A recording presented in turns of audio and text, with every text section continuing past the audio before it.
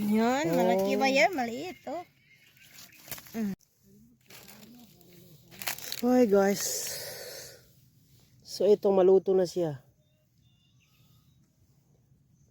Namigkaluto ito sa ilalim niya.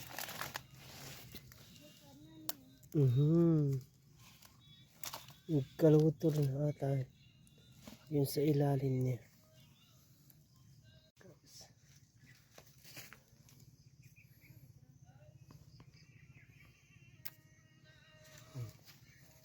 So bali ito yung bagyaw. So ito yung saging bagyaw guys. So tinanim ni ama. Ito, yan po yung bunga niya. Ayan. Marami po yan hanggang dun sa ano. Hanggang dun sa may dulo-dulo pa. So ito, may bunga siya. Yan po siya, hindi po siya mahaba. Hindi po mahaba ang kaniyang bunga. Maliit lang siya, oh. Ito. Ayan po yung mga bunga niya. So malawak po ito ang farm namin guys. So malawak po siya.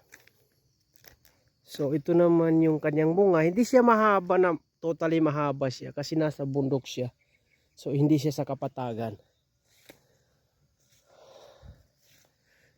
Saka may mga bunga pa, oh, bunga ng papaya.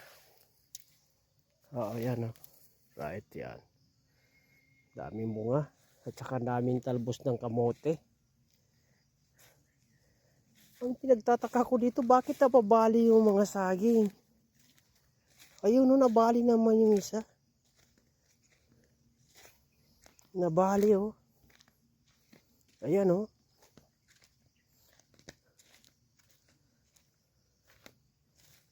Bakit kaya nababali?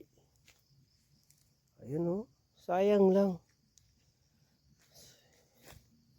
Ito naman yung katawa-tawa.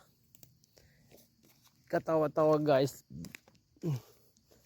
Tsaka yung bunga ng kalabasa ni ama, ganito po siya.